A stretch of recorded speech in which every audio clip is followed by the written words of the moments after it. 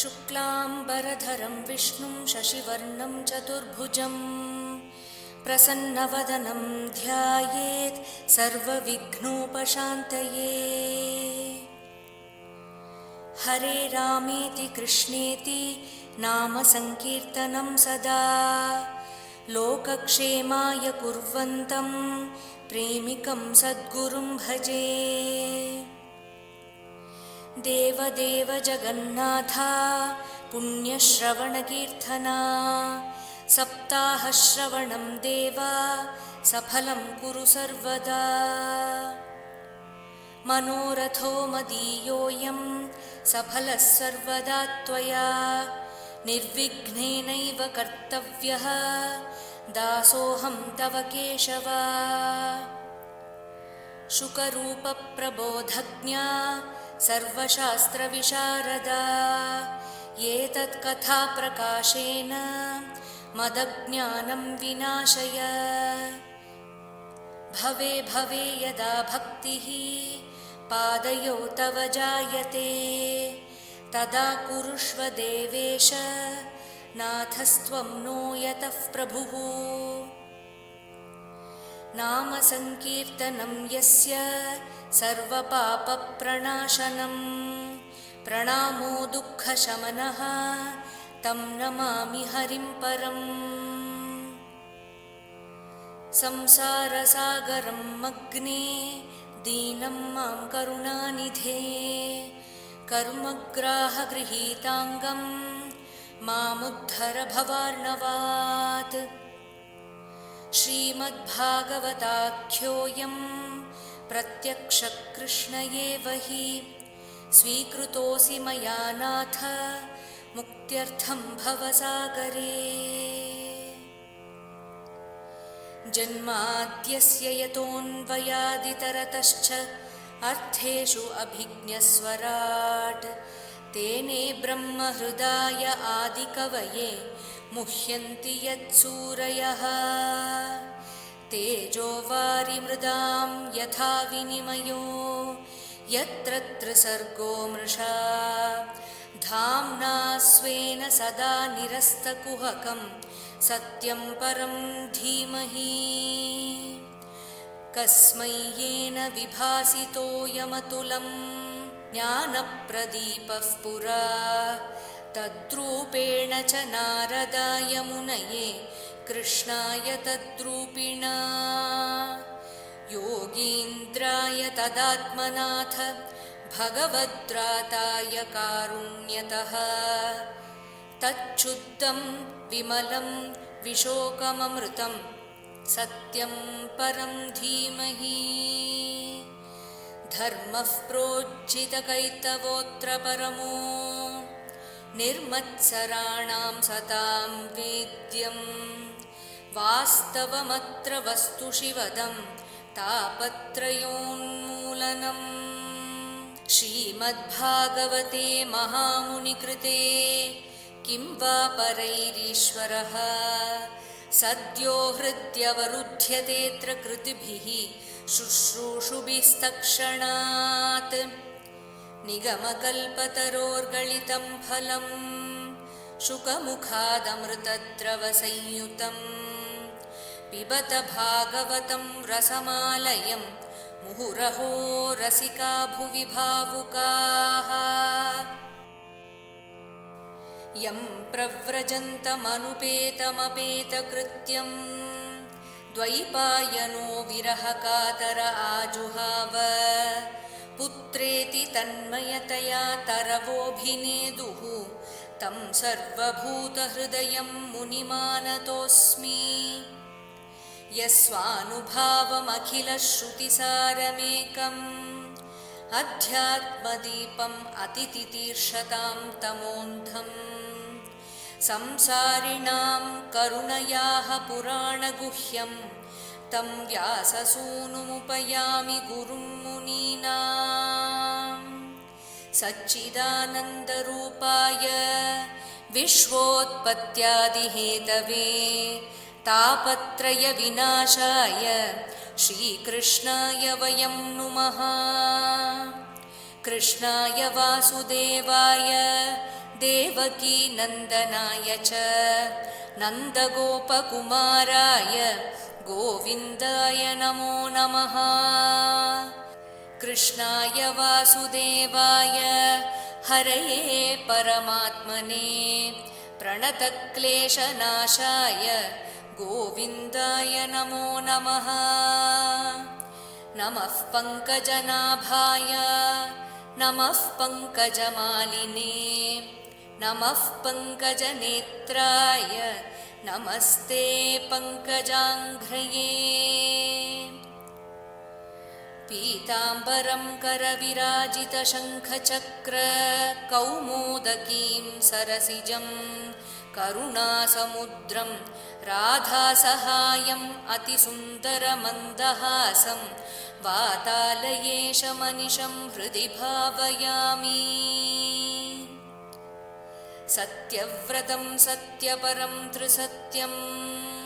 सत्यस्य योनिं निहितं च सत्ये सत्यस्य सत्यं ऋतसत्यनेत्रं सत्यात्मकं त्वां शरणं प्रपन्नाः।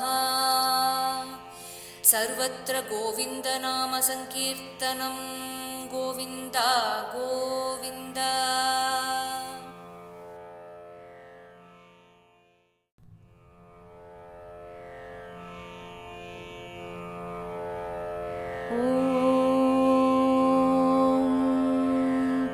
अथ श्रीमद्भागवते प्रथमस्कन्धे त्रयोदशोऽध्यायः। सूत उवाच विदुरः तीर्थयात्रायां मैत्रेयात् आत्मनः गतिं ज्ञात्वा आगात् हास्तिनपुरं तया अवाप्त विवित्सितः। यावतः कृतवान् प्रश्नान् क्षत्ता कौशारव अग्रतः जात एक भक्तिः गोविन्दे तेभ्यः च उपररामः। तं बन्धुम् आगतं दृष्ट्वा धर्मपुत्रः सह अनुजः धृतराष्ट्रः युयुत्सुः च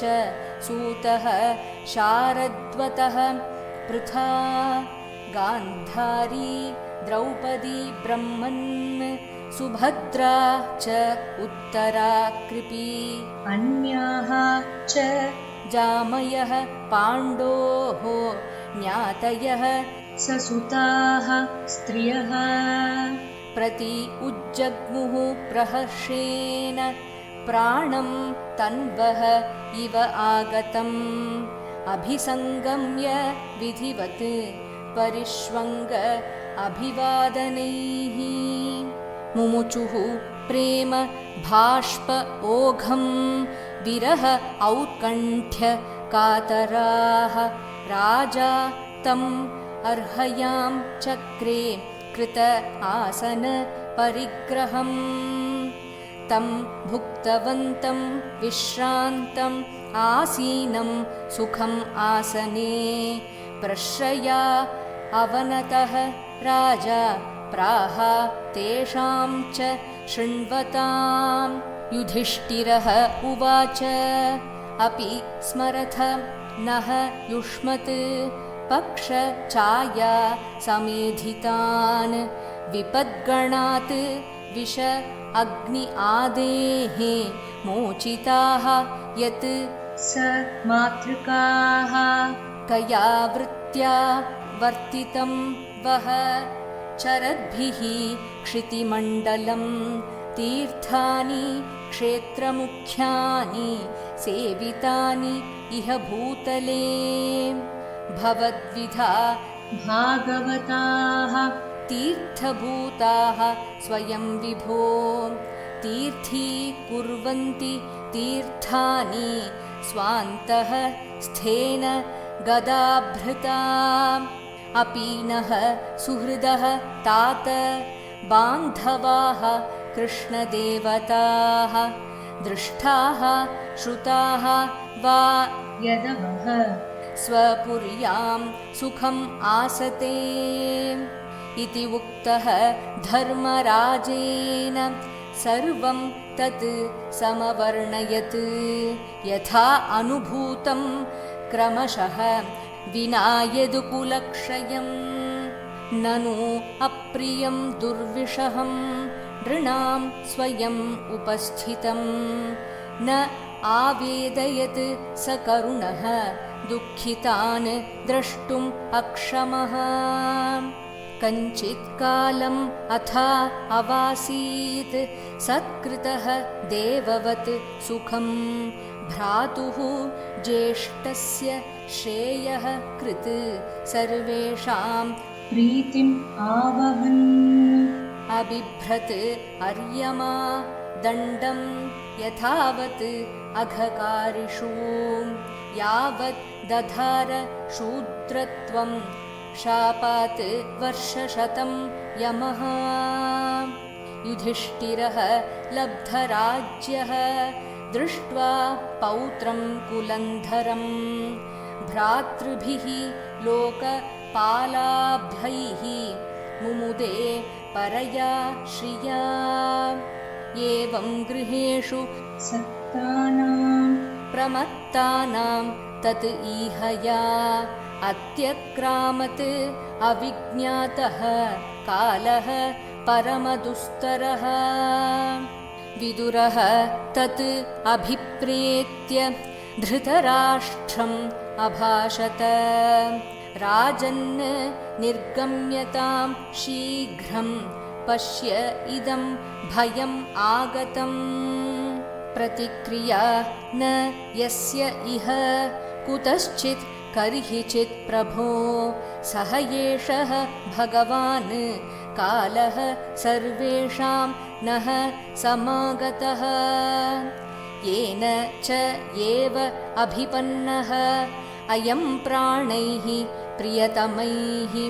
अपि जनः सद्यः वियुज्येत किम् उत अन्यैः धन आदिभिः पितृभ्रातृसुहृत्पुत्राः हताः ते विगतं वयः आत्मा च जरया ग्रस्थः परगेहम् उपाससे अन्धः पुरा एव वधिरः मन्दप्रज्ञाः च साम्प्रतं विशीर्ण दन्तः मन्द अग्निः सरागः कपम् उद्वहन् अहो महीयसी जन्तोः जीवित आशा यया भवान् भीम अपवर्जितं पिण्डम् आदत्ते गृहपालवत् अग्निः निःसृष्टः दत्तः च गरः दाराः च दूषितः हृतं क्षेत्रं धनं येषां तत् दत्तैः अशुभिः कियत् तस्य अपि तव देहः अयं कृपणस्य जिजीविषः परैति अनिच्छतः जीर्णः जरया वाससि इव गत स्व अर्थम् इमं देहं विरक्तः मुक्त बन्धनः अविज्ञात गतिः जह्यात् सः वै धीरः उदाहृतः यः स्वकात् परतः वा इह जाता निर्वेदः आत्मवान् हृदि कृत्वा हरिं गेहात् प्रव्रजेत् स नरोत्तमः अथ उदीचीं दिशं यातु स्वैः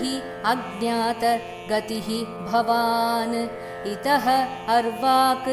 प्रायशः कालः पुंसां गुणविकर्षणः एवं राजा विदुरेण अनुजेन प्रज्ञा चक्षुः बोधित आजमीढः छित्त्वा स्वेषु स्नेहपाशान् द्रडिम्नः निश्चक्राम भ्रातृ संदर्शित अध्वा पतिं प्रयान्तं सुबलस्य पुत्री पतिव्रता च अनुजगाम साध्वी हिमालयं न्यस्तदण्डप्रहर्षं मनस्विनाम् इव सत्सम्प्रहारः अजातशत्रुः कृतमैत्रः हुत अग्निः विप्रान् नत्वा तिलगो भूमिरुक्मैः गृहं प्रविष्टः गुरुवन्दनाय न च अपश्यत् पितरौ सौबलीं च तत्र सञ्जयम् आसीनं पप्रच्छ उद्विग्नमानसः गावल्गणे क्व नः तातः वृद्धः हीनः च नेत्रयोः अम्बा च हतपुत्रा आर्ता पितृव्यः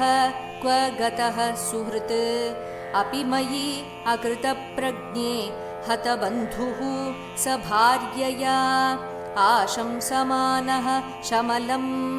गङ्गायां दुःखितः अपतत् पितरि उपरते पाण्डौ सर्वान् नः सुहृदः शिशून् अरक्षतां व्यसनतः पितृव्यौ क्व गतौ इतः सूत उवाच कृपया स्नेहवैक्लव्यात् सूतो विरहकर्षितः आत्म ईश्वरम् अचक्षाणः न प्रत्याह अतिपीडितः विमृज्य अश्रूणि पाणिभ्यां विष्टभ्य आत्मानम् आत्मना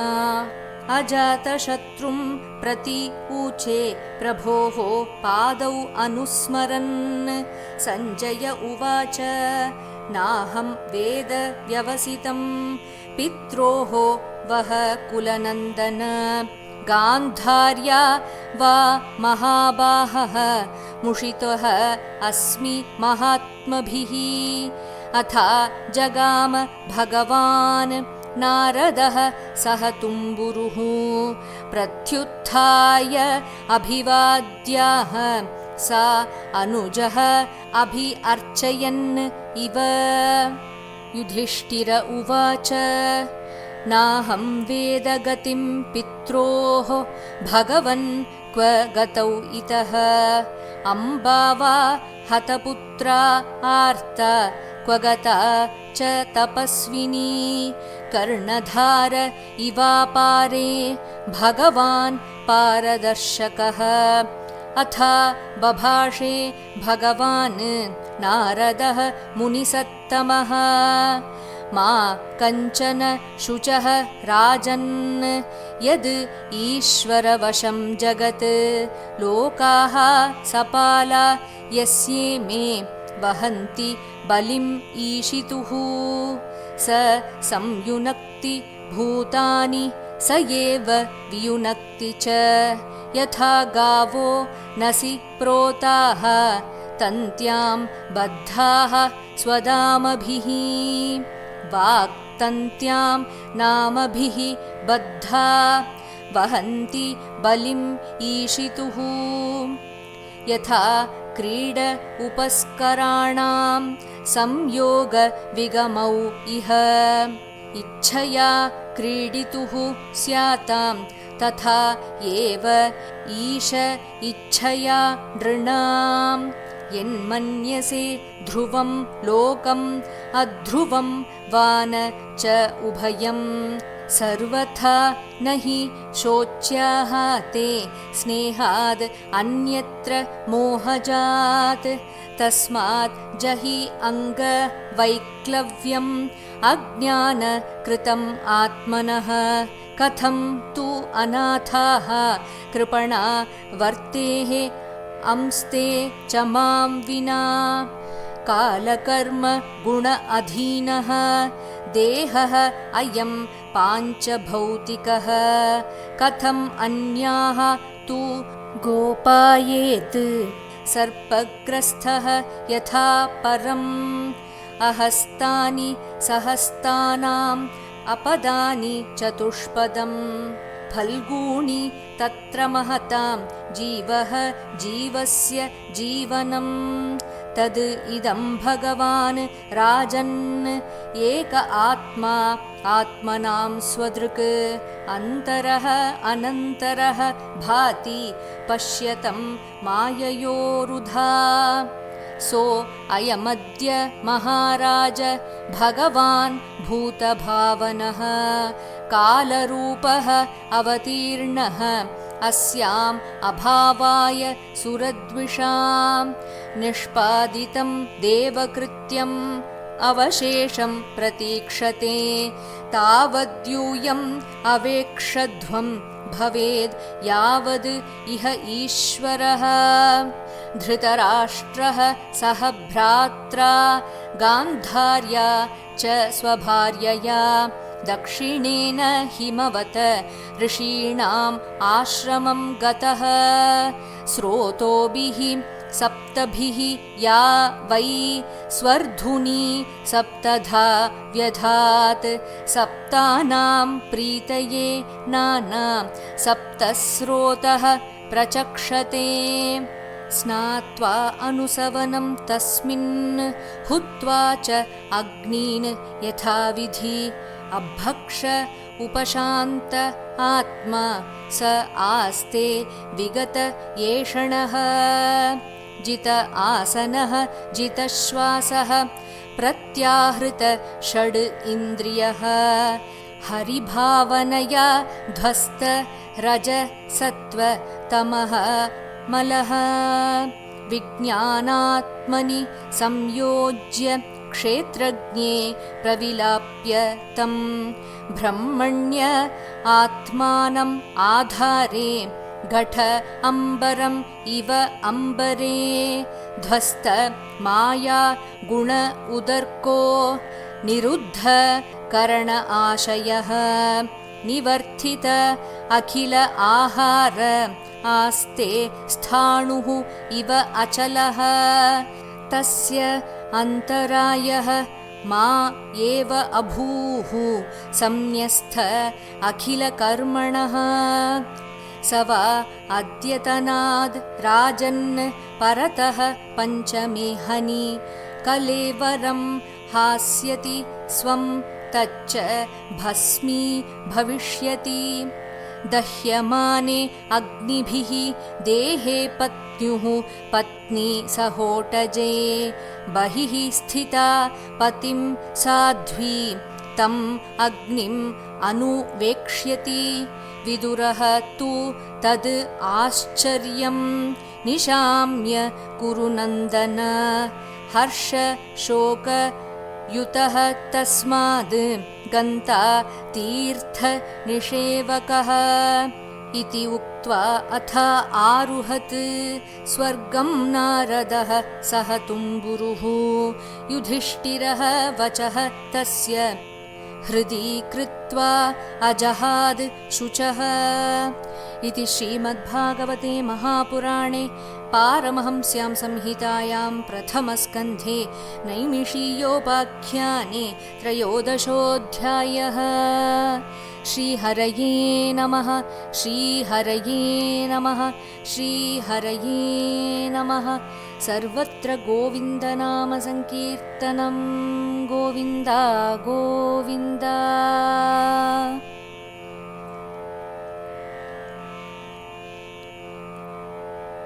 अथ त्रयोदशोऽध्यायः। सूत उवाच विदुरस्तीर्थयात्रायां मैत्रेयादात्मनो गतिं ज्ञात्वा गाद्धास्तिनपुरं तया वाप्तविवित्सितः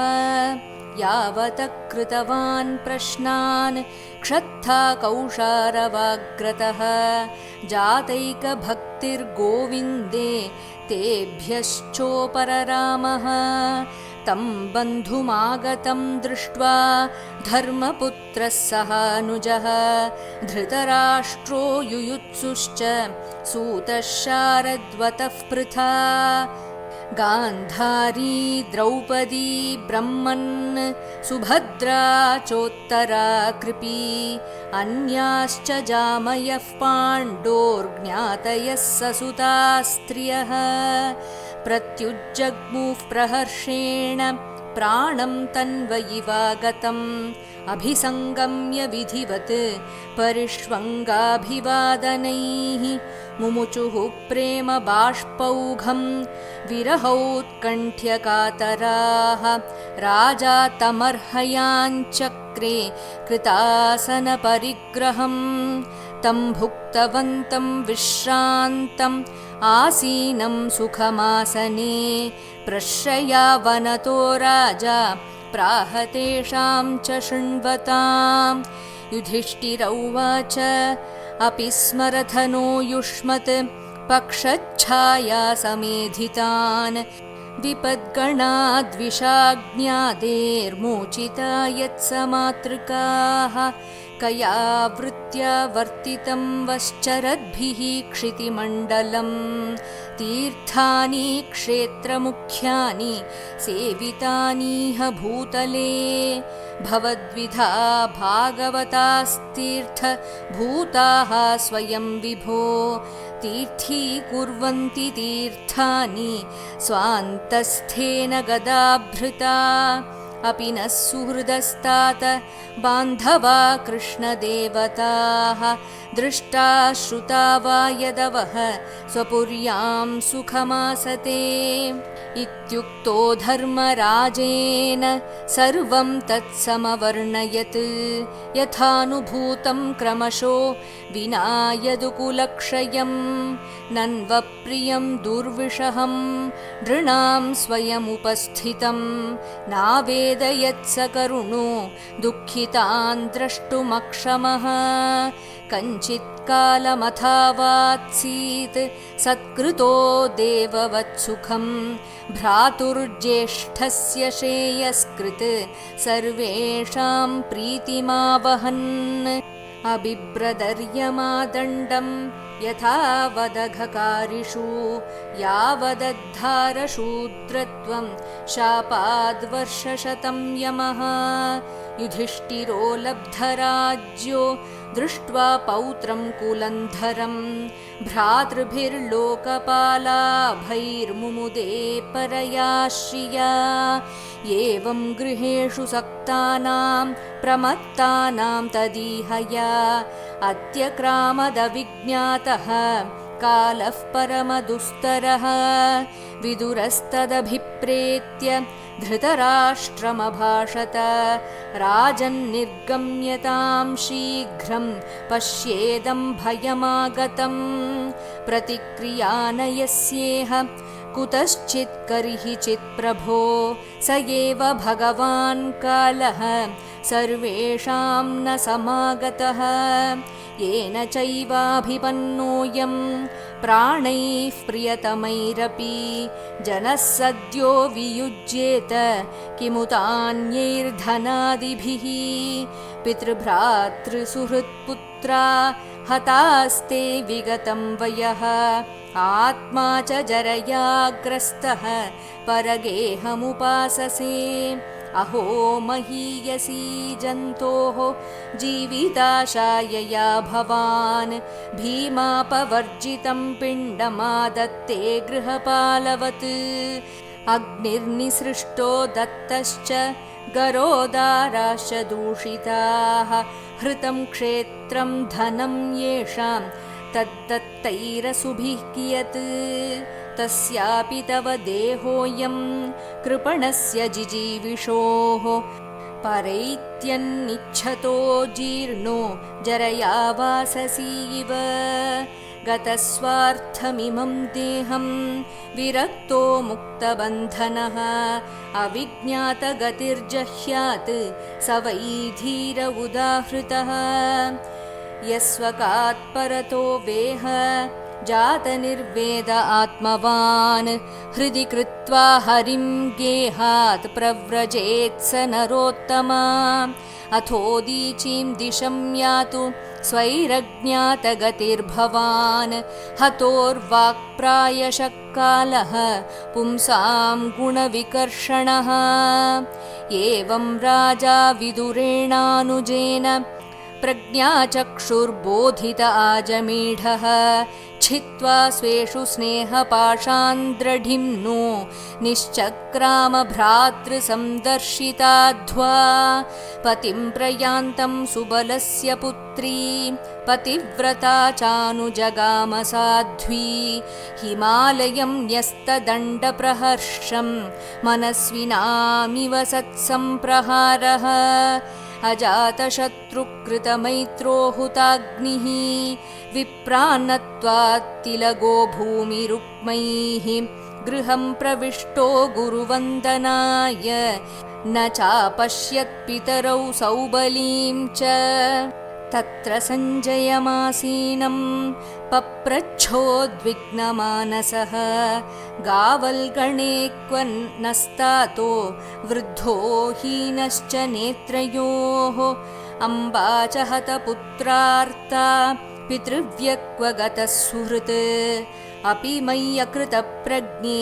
हतबन्धुः स भार्यया आशंसमानः शमलं गङ्गायां दुःखितोपतत् पितर्युपरते पाण्डौ सर्वान्नः सुहृदः शिशून् अरक्षतां व्यसनतः पितृव्यौ क्व गतावितः सूत उवाच कृपया स्नेहवैक्लव्यात् सूतो विरहकर्षितः आत्मेश्वरमचक्षाणो न प्रत्याहाति पीडितः विमृज्याश्रूणि पाणिभ्यां विष्टभ्यात्मानमात्मना अजातशत्रुं प्रत्यूचे प्रभोपादावनुस्मरन् सञ्जय उवाच नाहं वेद व्यवसितं पित्रोर्वः कुलनन्दन गान्धार्या वा महाबाहो मुषितोऽस्मि महात्मभिः अथा जगाम भगवान् नारदः सह तुम्बुरुः प्रत्युत्थायाभिवाद्याः सानुजोऽभ्यर्चयन्निव युधिष्ठिर उवाच नाहं वेद गतिं पित्रोर्भगवन् क्व गतावितः अम्बा वा हतपुत्रार्ता क्व गता च तपस्विनी कर्णधार इवापारे भगवान् पारदर्शकः अथा बभाषे भगवान् नारदो मुनिसत्तमः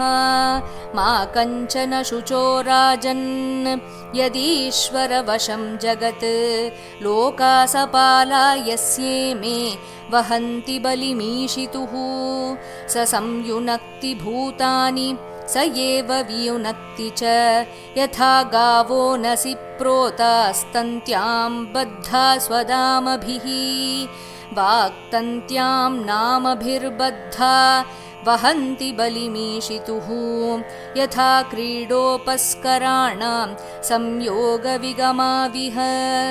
इच्छया क्रीडितुः स्यातां तथैवेषेच्छया नृणाम्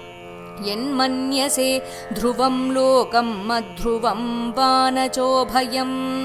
सर्वथा न हि शोच्यास्ते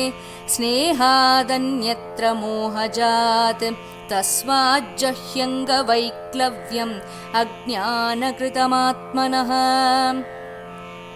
कथं त्वनाथाः कृपणा वर्तेरंस्ते च मां विना कालकर्मगुणाधीनो देहोऽयं पाञ्चभौतिकः कथमन्यांस्तु गोपायेत् सर्पग्रस्तो यथा परम् अहस्तानि सहस्तानामपदानि चतुष्पदं फल्गुणी तत्र महतां जीवो जीवस्य जीवनम् तदिदं भगवान् राजन्नेक आत्मा आत्मनां स्वदृक्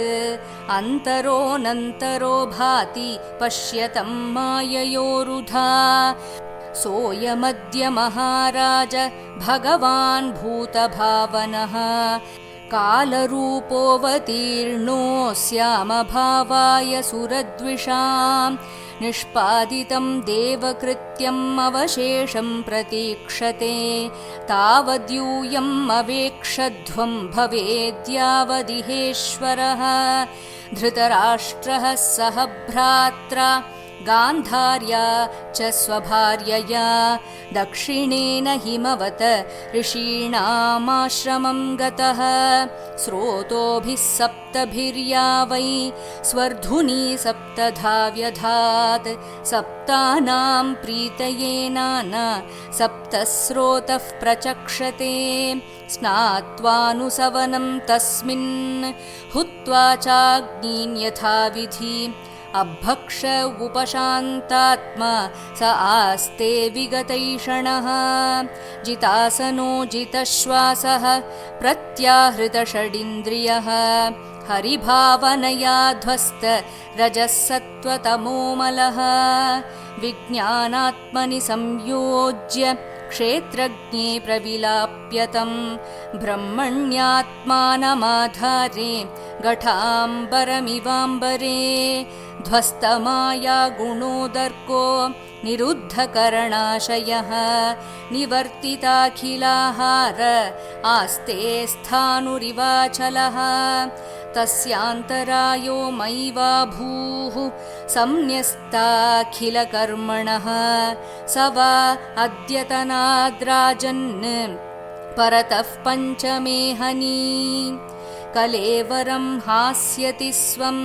तच्च भस्मी भविष्यति दह्यमानेऽग्निभिर्देहे पत्युः पत्नी सहोटजे बहिः स्थिता पतिं साध्वी तमग्निमनुवेक्ष्यति विदुरस्तु तदाश्चर्यं निशाम्य कुरुनन्दना हर्षशोकयुतस्तस्माद्